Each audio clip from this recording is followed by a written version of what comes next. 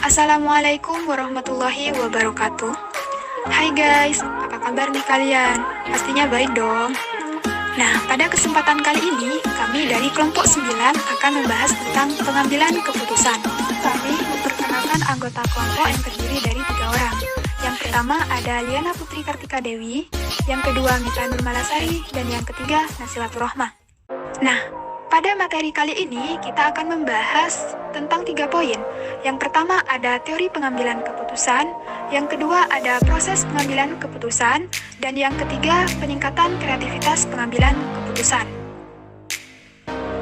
Berbicara tentang pengambilan keputusan, kalian tahu gak sih apa itu pengambilan keputusan?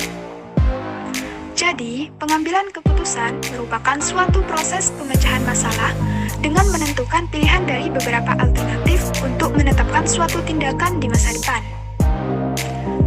Kemudian, berbicara tentang teori pengambilan keputusan ini ada 6 aliran.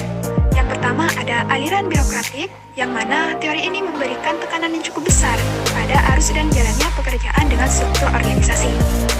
Yang kedua ada aliran manajemen saintifik, yang mana teori ini menekankan pada pandangan bahwa tugas-tugas itu dapat dijabarkan ke dalam elemen-elemen logis yang dapat digambarkan secara saintifik. Yang ketiga ada aliran hubungan kemanusiaan, di mana pada aliran ini seperti keputusan itu memberikan kepuasan kerja, peran serta dalam pengambilan keputusan, memberlakukan organisasi sebagai suatu kelompok sosial yang mempunyai tujuan. Yang keempat ada aliran rasionalitas ekonomi. Teori ini menggambarkan akan keputusan yang menjadi suatu langkah kebijaksanaan yang akan terus berlangsung sepanjang hidup dan juga mempunyai nilai yang lebih tinggi daripada biayanya. Aliran yang kelima ada aliran selfish fishing, yang mana aliran ini yakin bahwa para manajer yang selalu dipenuhi berbagai masalah mampu membuat keputusan yang cukup rasional. Yang keenam ada aliran analisis sistem.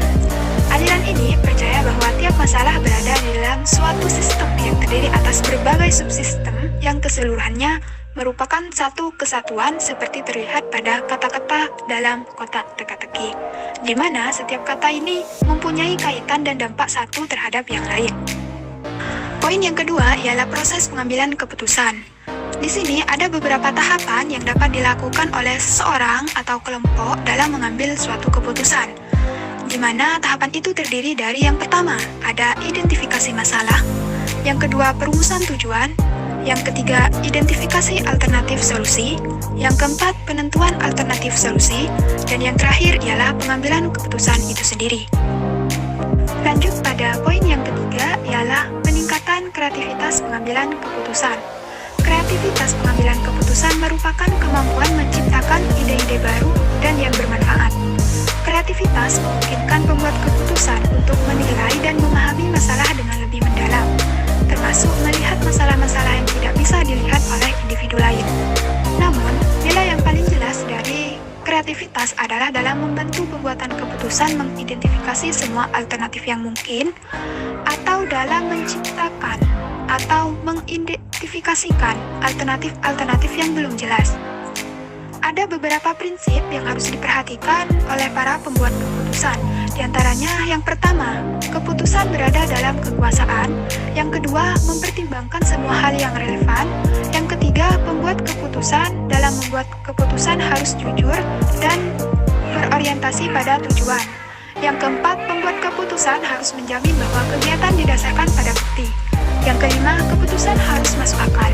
Yang keenam, orang yang mungkin terkait dengan keputusan harus menyetujui dengan prosedur yang adil yang merupakan prinsip-prinsip keadilan. Yang ketujuh, mempertimbangkan kebijakan pemerintah. Dan yang terakhir ialah pembuatan keputusan tidak mendasarkan keputusannya hanya atas untuk orang lain atau seseorang. Berakhir sudah penjelasan materi dari kelompok 9 mengenai pengambilan keputusan. Semoga materi yang kami sampaikan dapat menambah ilmu dan referensi teman-teman sekalian. Akhir kata saya ucapkan wassalamualaikum warahmatullahi wabarakatuh. Jangan lupa like, comment, dan subscribe guys. See you!